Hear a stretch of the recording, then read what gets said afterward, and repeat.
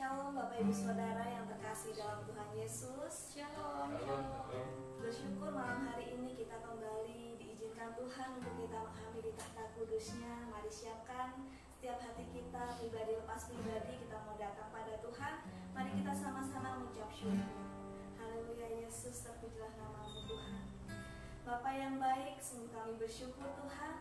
Di malam yang indah ini kami boleh hadir bersama-sama untuk kami membawa pujian kami, ucapan syukur kami Tuhan, karena kebaikan Tuhan yang telah menyertai kami sepanjang hari ini. Dan kami boleh tiba malam hari ini untuk kami kembali datang pada Tuhan. Kami memberikan waktu kami secara khusus untuk Tuhan malam hari ini. Kami mau menyembahkan hati Tuhan lewat pujian penyembahan kami Bapa. Kami percaya Tuhan bertahta di atas pujian dan penyembahan kami, dan Tuhan disenangkan melalui apa yang kami sembahkan untuk Tuhan pada malam hari ini. Kami siap Tuhan untuk membawa pujian kami, penyembahan kami. Engkau hadir, Engkau memenuhi setiap kami, keluarga-keluarga yang saat ini sedang datang padamu. Terima kasih Bapa yang baik, dalam nama Tuhan Yesus Kristus kami ucap syukur dan berdoa. Haleluya Tuhan. Mari kita datang pada Tuhan.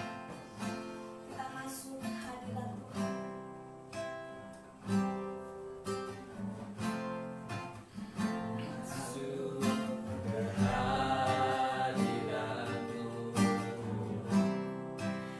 Tempat kudus-Mu Tuhan, Tiada kata-kata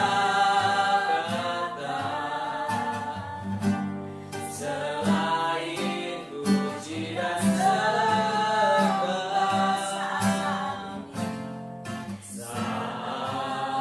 saat ini.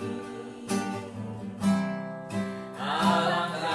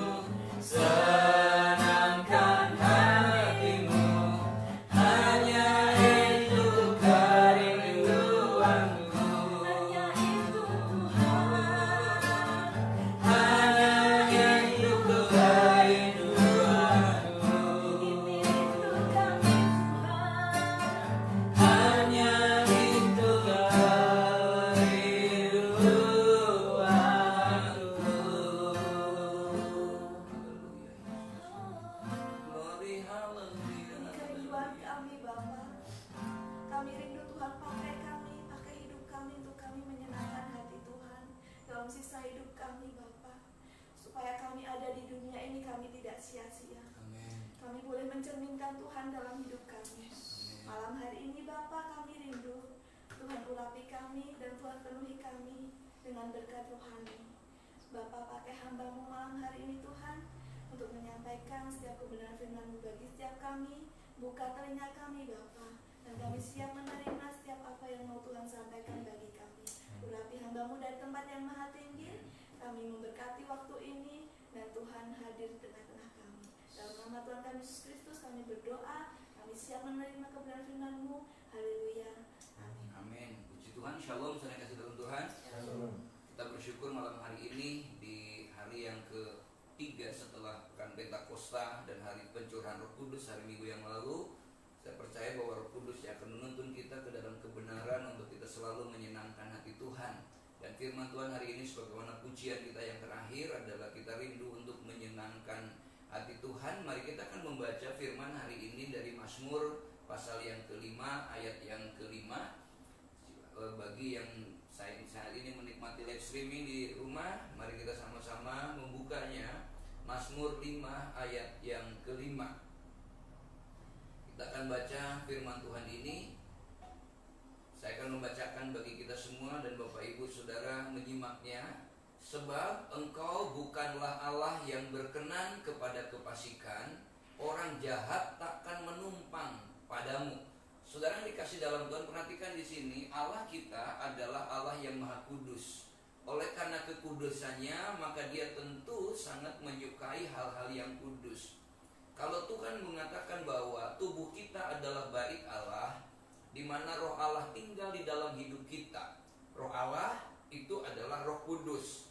Roh yang Maha Kudus tentu hanya mau tinggal di dalam hati yang kudus, di dalam kehidupan yang kudus, bukan di dalam yang berKTP Kristen saja ya, tetapi di dalam hati yang kudus. Orang yang menerima Tuhan hatinya kudus. Sebab perhatikan di sini, engkau bukanlah Allah yang berkenan kepada kefasikan.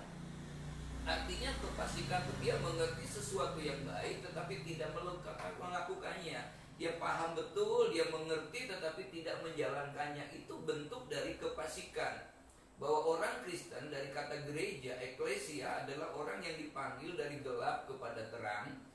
Perhatikan, untuk menjadi terang. Ketika kita ada di dalam terang, otomatis kegelapan menjadi semakin jauh. Banyak orang ingin melakukan bagaimana caranya supaya kegelapan, kuasa kegelapan jauh dari kita. Lalu dengan syarat-syarat yang lain tidak ada. Saudara, Roh Kudus itu adalah gambaran dari terang yang di dalam hidup kita. Jadi kalau terang itu semakin bersinar, otomatis kegelapan itu semakin jauh. Semakin Roh Kudus tinggal dan hidup di dalam hidup kita, menerangi kehidupan kita, otomatis kefasikan dan kejahatan itu tidak ada. Sehingga kemudian tubuh kita benar-benar menjadi bait Roh Kudus. Nah, dalam konteks yang seperti ini, maka banyak orang berdoa meminta kepada Tuhan sebagaimana pujian tadi, Tuhan, ku mau menyenangkan-Mu.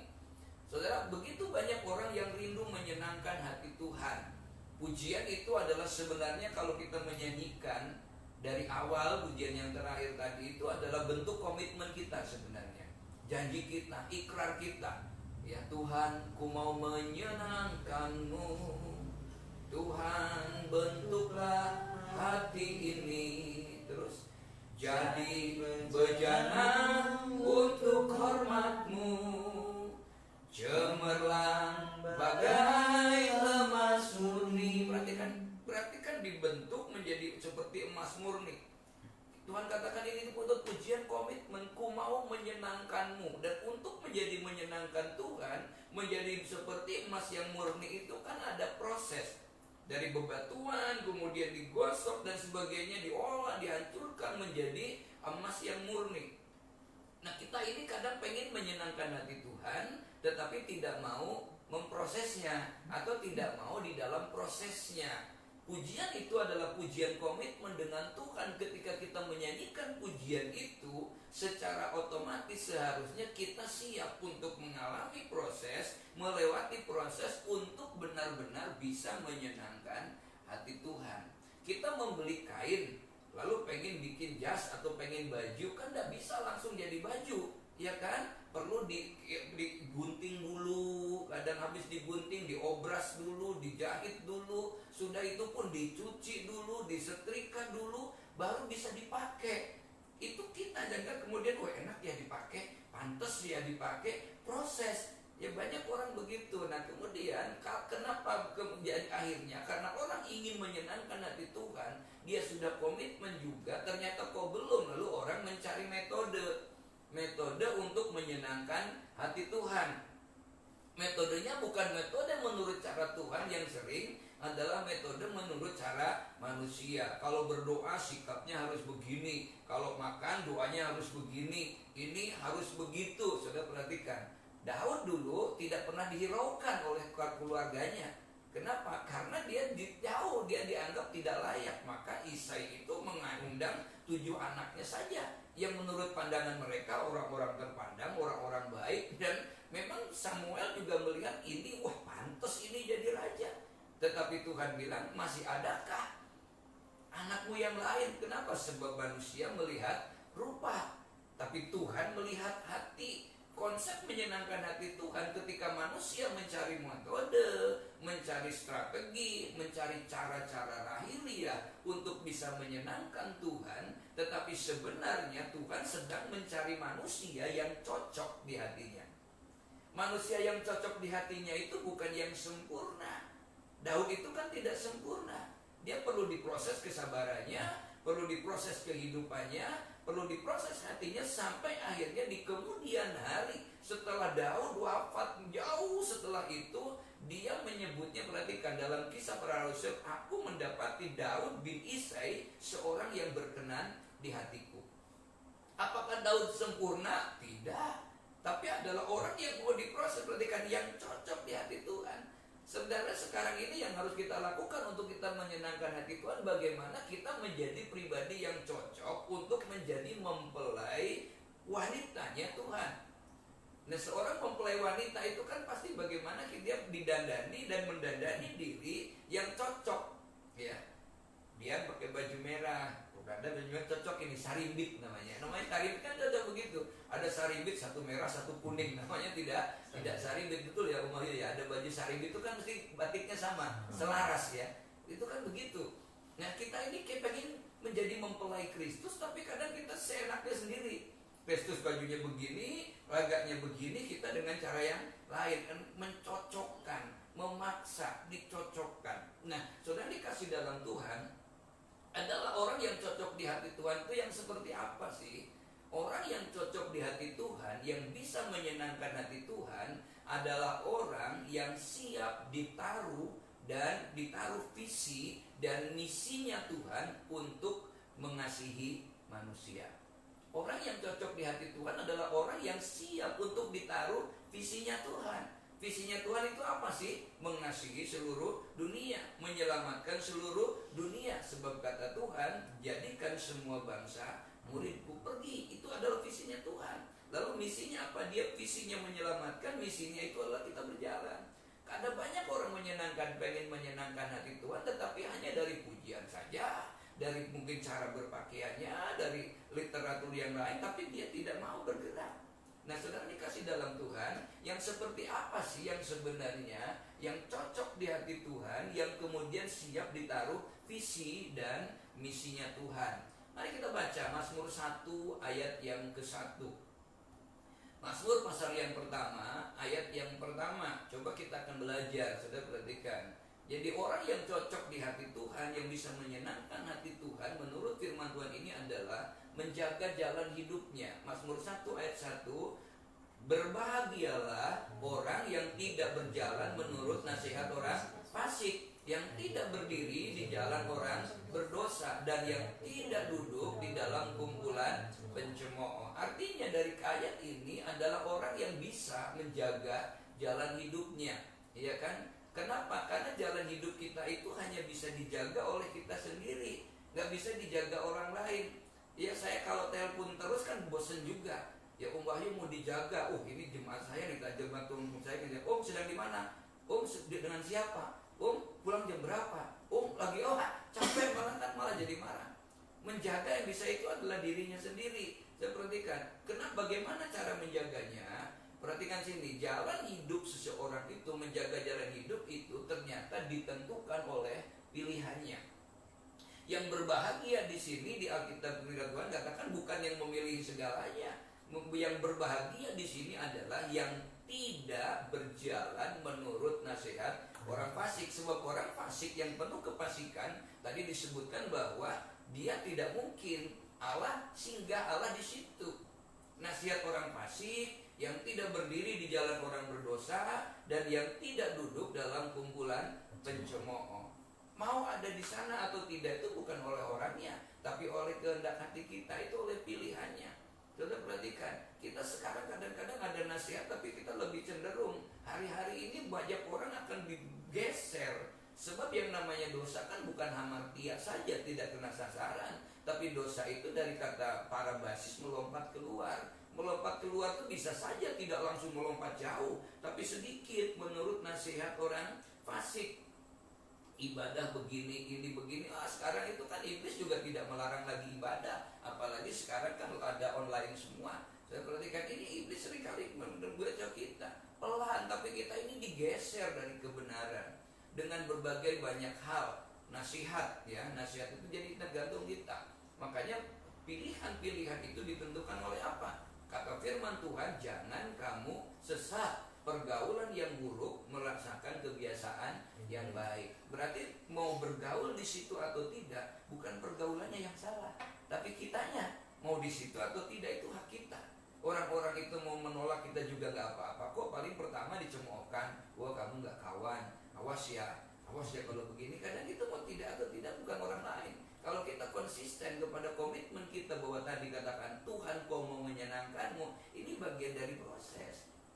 Jangan salahkan lingkungannya. Kita kalau ingin mengubah lingkungan, bukan lingkungannya yang dirubah dulu, tapi kitanya yang dirubah. Sebelum kita merubah orang lain, kita yang dirubah. Kita kan banyaknya pengennya Tuhan rubah suami saya, Tuhan rubah istri saya, Tuhan rubah anak-anak saya, Tuhan rubah keluarga saya. Sehingga orang-orang kita sebelum merubah kita sudah menghakimi dulu. Tuhan rubah suami saya, berarti dia sedang menghakimi bahwa suaminya saja yang nggak beres. Tuhan rubah istri saya, berarti dia istri aja nggak beres. Tapi kata Tuhan di sini, sebelum merubah orang lain, ayo Tuhan ubah semuanya, mulai dari diri saya. Bangsa dirubah, mulai dari lingkungan berubah, keluarga dari pribadi.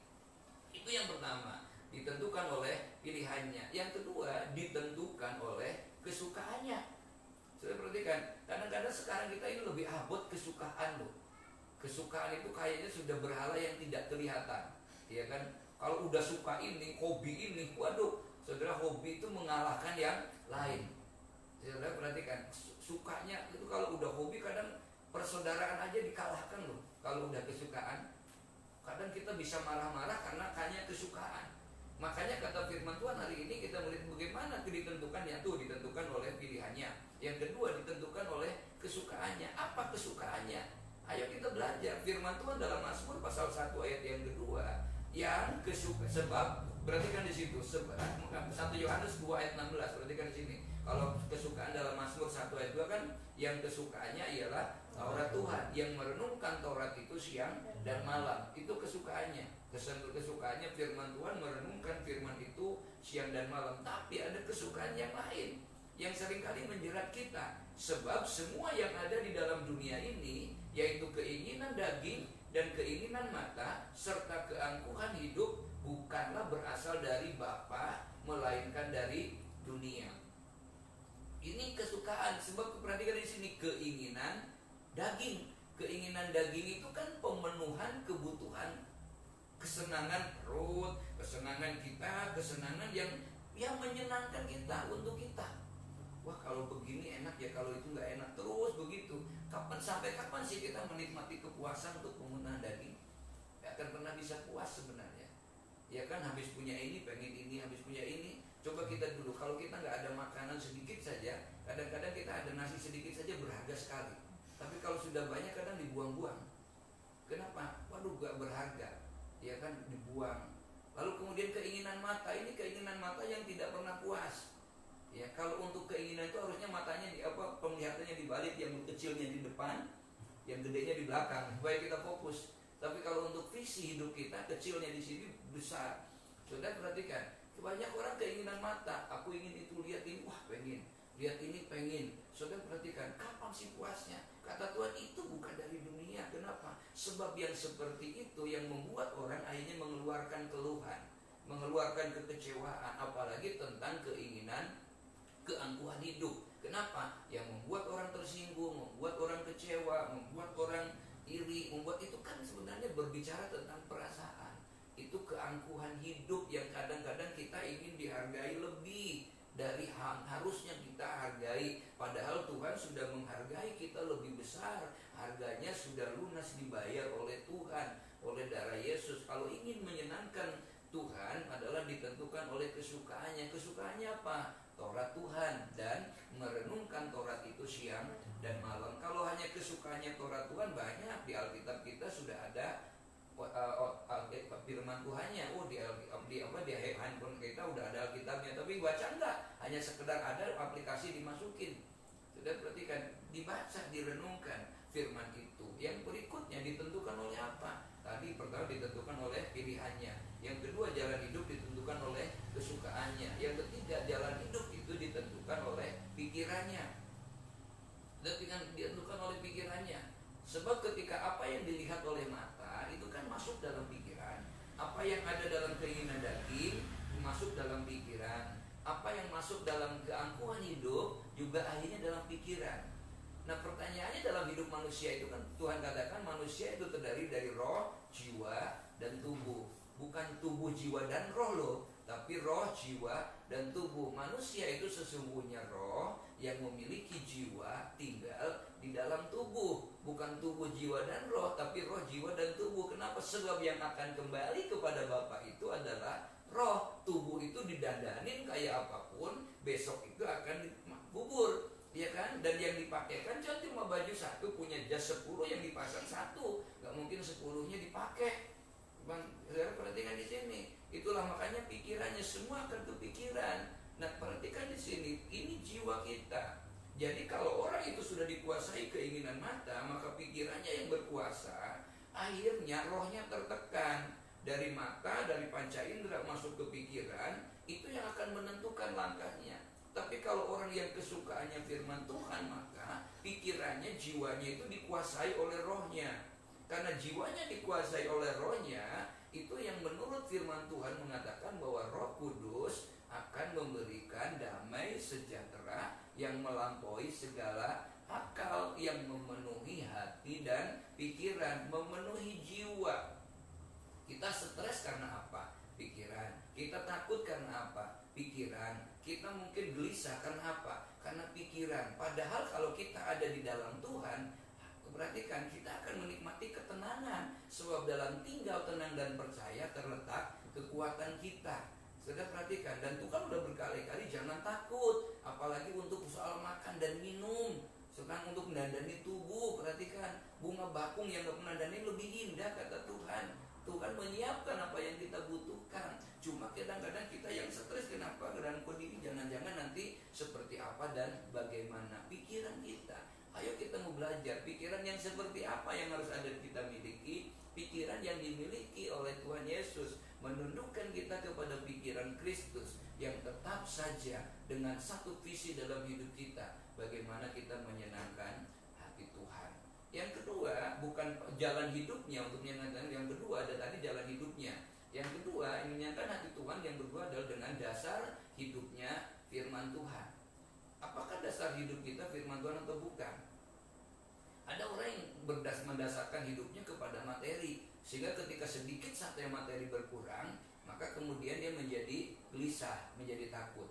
Ada yang dasar hidupnya itu mungkin kepada ketampanan, kecantikan, bentuk tubuh, sehingga ketika ada sedikit saja yang ternoda, dia sudah kecewanya luar biasa, ya kan? Kalau kita melihat seperti itu, coba kita belajar. Ada orang yang mendasarkan hidupnya kepada kedudukan, begitu besar kedudukannya stres. Maka ada mengenal orang tentang post power syndrome.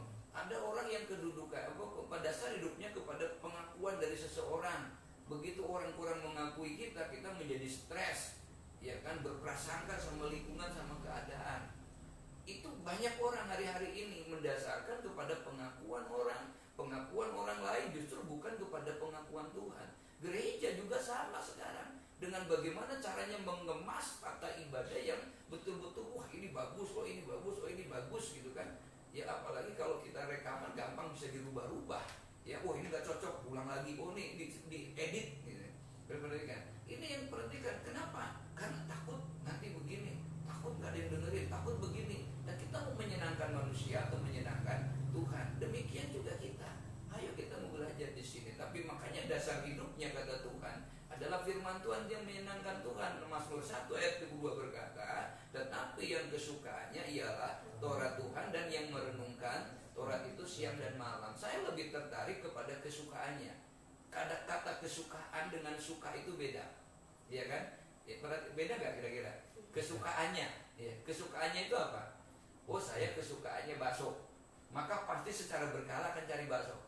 Kemanapun dia akan cari bakso, membedakan bakso Wonogiri, bakso Wonosari, bakso ini. Nanti sampai pakai di Sunda namanya bukan bakso lagi, baso. Ya, karena K-nya hilang, tapi jadi kecambah di sana turun. Oh iya betul, sana nggak ada bakso, adanya baso. Kenapa K-nya jadi kecambah? Ya, kenapa? Orang yang kesukaan dengan suka beda.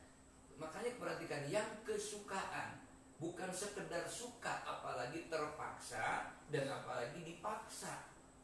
Ada orang kan mungkin pada awalnya anak-anak dipaksa dulu, ya kan, kemudian menjadi terpaksa. Tapi setelah terpaksa akan menjadi suka, setelah suka akan menjadi kesukaan. Kalau udah kesukaan itu yang kata Tuhan, yang hidupnya berdasar firman Tuhan adalah yang kesukaannya, hobinya dengan firman Tuhan. Yang kehobinya ialah Taurat Tuhan, yang merenungkan Taurat itu siang dan malam. Ternyata bukan hanya membaca saja orang yang suka itu, tetapi merenungkan Taurat itu siang dan malam. Sudah perhatikan, yang heran itu adalah hari-hari ini banyak orang yang rindu dipimpin oleh Roh Kudus, tetapi tidak suka membaca firman. Ini kan aneh. Setiap hari pengen dipimpin oleh Roh Kudus, tapi tidak suka baca firman. Padahal kata firman Tuhan, Roh Kudus akan mengingatkan kita kepada firman Tuhan. Roh Kudus akan mengingatkan kita kepada apa yang Tuhan katakan. Nah, pengajaran yang Tuhan katakan itu kan ada di dalam Alkitab. Lah, apa yang mau diingatkan Roh Kudus kalau kita tidak pernah baca firman? Yang akan menjadi filter dalam kehidupan kita. Maka kesukaan di sini, perhatikan, itu luar biasa. Di dalam Ulangan pasal yang ke-17 ayat 19, ini ada sesuatu yang indah. Perhatikan firman Tuhan mengatakan, Ulangan 17 ayat 19.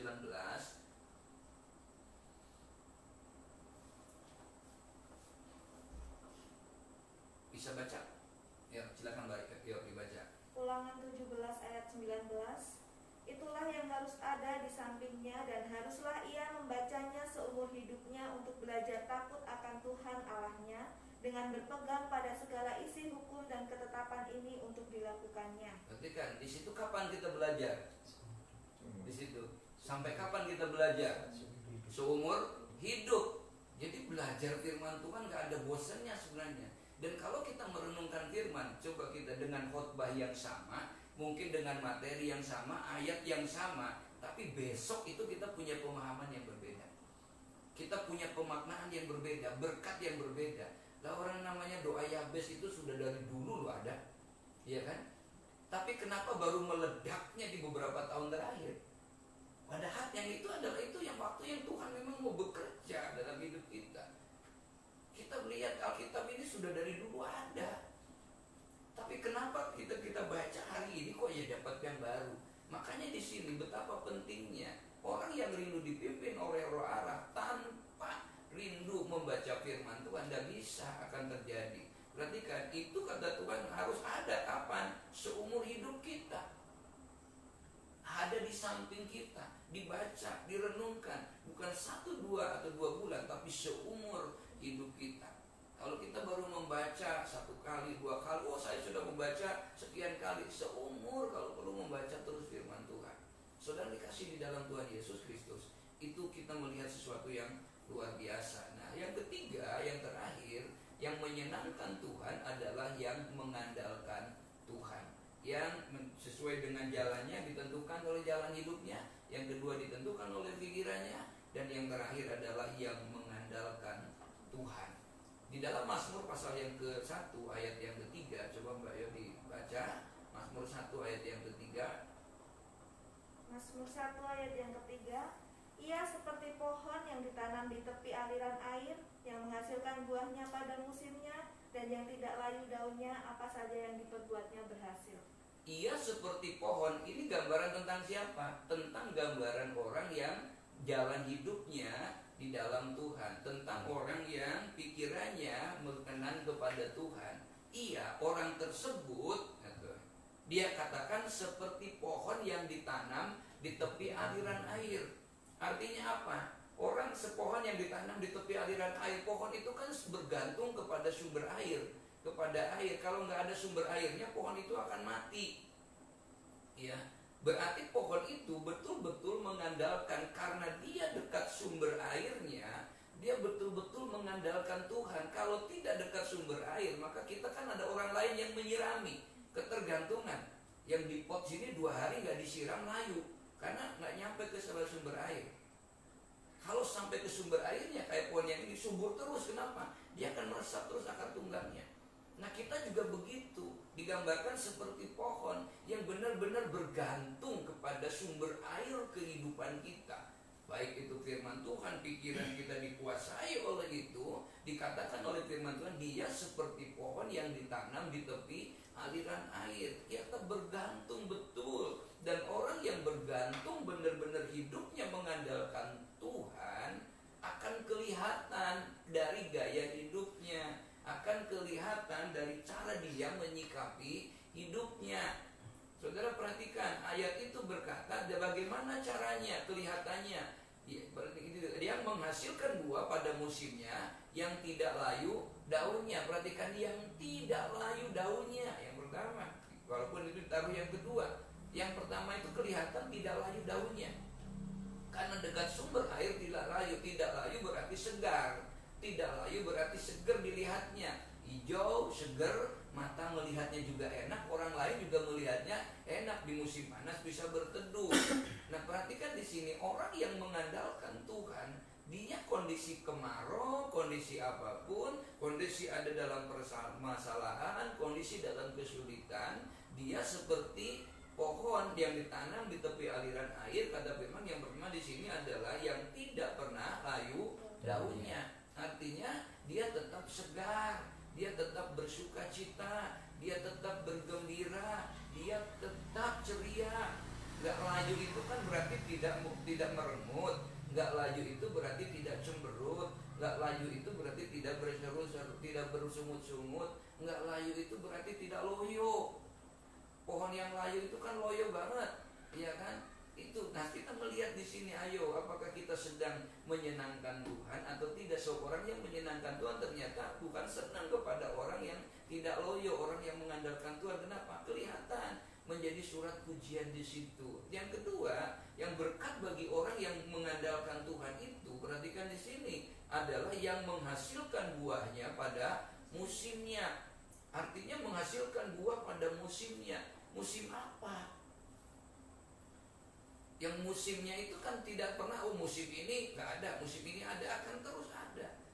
Setiap musim dia ada. Makanya kita di setiap musim hidupku Allah beserta dengan kita. Nah, kita ini kan musimnya di Indonesia hanya 2, kemarau dan musim panas. Dalam musim apapun ada buahnya. Ini yang kadang orang tidak menyadari loh. Mengandalkan Tuhan, kita selalu ceria. Pak, boro-boro mau ceria ya Pak? Karena orang itu ingin bahagia, bukan ingin bisa bersyukur kalau bahagia, ingin damai kalau bahagia. Padahal tidak, menurut Tuhan damai sejahtera dulu baru akan bahagia. Bukan pemenuhan secara materi dulu baru bahagia. Kemarin disebutkan kalau kita memiliki damai sejahtera, maka semua yang baik itu akan datang kepada kita. Bukan yang datang dulu kepada kita baru damai. Itu kebalik resepnya. Dan itu firman iman begitu. Iman itu bukan mengerti dulu baru percaya. Iman itu percaya dulu baru akan mengerti hasilnya. Ini yang harus ada di dalam hidup kita. Dia akan berbuah. Perhatikan, seperti pohon yang berbuah. Berikutnya terakhir adalah apa saja yang diperbuatnya berhasil. Tuhan dari zaman dulu sudah bilang, kalau engkau baik-baik mendengarkan firman atau suara Tuhan yang kusampaikan pada hari ini, dan engkau dengan setia, kata Tuhan, kemanapun engkau pergi akan dibuat Tuhan berhasil dan beruntung. Dalam segala hal yang baik berhasil. Siapa yang tidak mau berhasil dan beruntung? Siapa yang tidak mau apa saja yang diperbuatnya berhasil?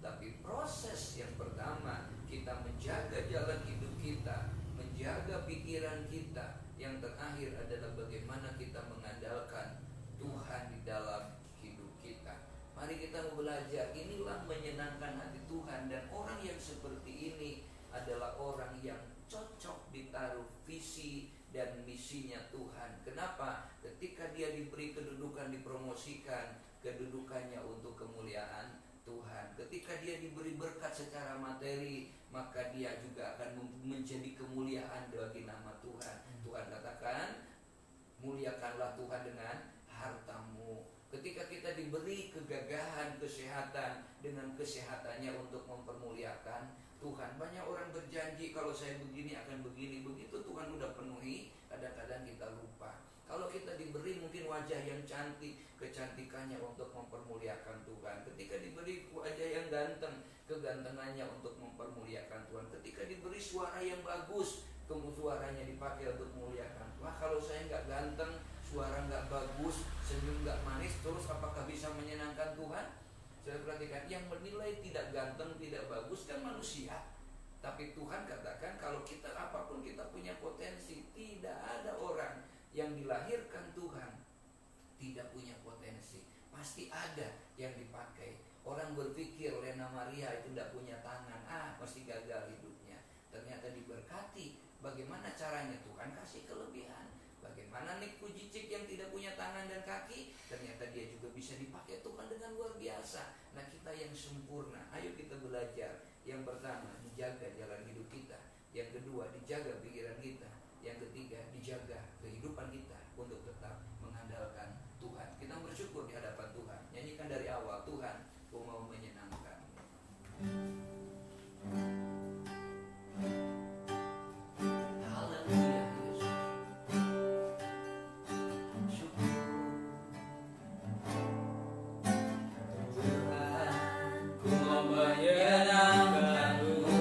Jadikan ini menjadi komitmen kita di hadapan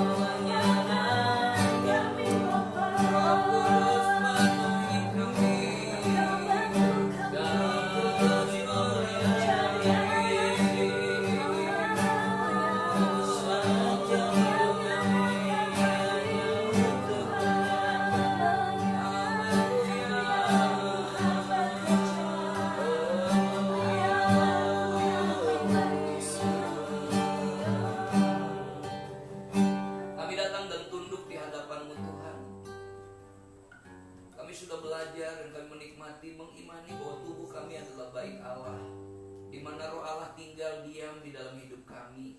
Ini adalah janji-Mu. Tetapi ketika masih ada kefasikan dalam hidup kami, Engkau tidak singgah, apalagi berdiam. Hari ini Tuhan, kami rindu, kami menyenangkan hati Tuhan. Kami sadar dengan kekuatan kami tidak mampu, daging kami lemah. Kami rindu Roh Kudus menguatkan roh kami, supaya roh kamilah yang menguasai jiwa kami di dalam hidup kami, supaya jalan kami tetap menyenangkan hati Tuhan, pikiran kami menyenangkan hati Tuhan, dan kami tetap mengandalkan Tuhan di dalam kehidupan kami. Kami menjadi pribadi yang cocok ditaruh visi dan misinya Tuhan. Kami mau belajar bukan dengan kekuatan kami menyenangkan hati Allah, tetapi Allah yang memilih kami supaya Engkau membentuk kami menjadi pribadi seperti emas yang murni, yang terus menyenangkan hati-Mu Tuhan. Untuk itu Roh Kudus, tuntun kami, berkati kami, penuhi kami Roh Kudus. Setiap kami yang ada, kami rindu perubahan ada di dalam sekeliling kami. Biarlah itu dimulai dari kehidupan kami, dimulai dari pikiran kami, dari hati kami, dari jalan hidup kami, supaya kami boleh menikmati apa yang Tuhan janjikan bagi kami.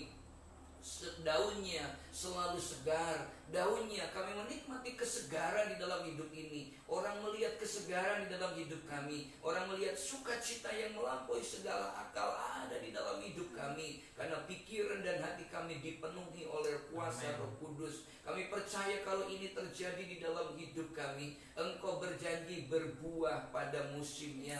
Setiap waktu kami menikmati buah-buah yang Allah nyatakan di dalam hidup kami. Apapun yang kami kerjakan, Tuhan berkata apapun yang diperbuatnya berhasil. Inilah yang kami rindukan Tuhan. Inilah yang kami nikmat, yang kami cita-citakan. Engkau terus memakai kami, sebab kemanapun kami pergi, Engkau akan membuat setiap langkah kami berhasil, beruntung dalam segala hal yang baik. Kami mengucap syukur kepadamu Tuhan. Jadilah Engkau menjadi pusat dalam kehidupan setiap rumah tangga umat-Mu yang hari ini menikmati live streaming dimanapun berada. Tuhan, kami yakin ketika Engkau menjadi pusat, maka kami akan mampu melewati proses hidup kami, dan kami lahir sebagai pemenang-pemenang di dalam Tuhan, menggenapi janji-Mu lebih dari seorang pemenang. Terima kasih Tuhan, kami mengucap syukur kepadamu. Berkati setiap kami yang hadir di studio hari ini. Kami berkati juga setiap yang hari ini menikmati live streaming, yang nanti juga menikmati live streaming di hari-hari berikutnya, di jam-jam berikutnya. Tuhan, Engkau memberkati kami semua. Dari tempat ini kami tidak pernah lupa untuk berdoa bagi bangsa kami, bagi pemimpin-pemimpin kami. Kehebohan pandemi COVID-19, ada varian baru yang membuat orang menjadi gelisah. Biarlah kami tetap percaya bahwa Allah yang ada dalam hidup kami lebih besar kuasanya daripada Allah yang ada daripada kekuatan dunia ini. Apapun yang ada di dalam dunia ini, Engkau yang mengatur bangsa kami, Engkau juga yang mengatur setiap kehidupan bangsa ini. Terima kasih Tuhan. Di dalam nama Tuhan Yesus Kristus kami mengucap syukur, kami sudah berdoa, dan biarlah kasih anugerah dari Allah Bapa, Putra, dan Roh Kudus menyertai, memberkati, dan menuntun hidup kita semua mulai malam ini sampai Maranatha Tuhan Yesus datang yang kedua kali. Yang percaya diberkati Tuhan, sama-sama katakan amin. Amin. Tuhan berkati, Tuhan Yesus berkati kita semua. Kita akan berjumpa pada hari Minggu. Kita akan masuk dengan tema yang baru, pembaruan yang bagian pertama. Tuhan memberkati.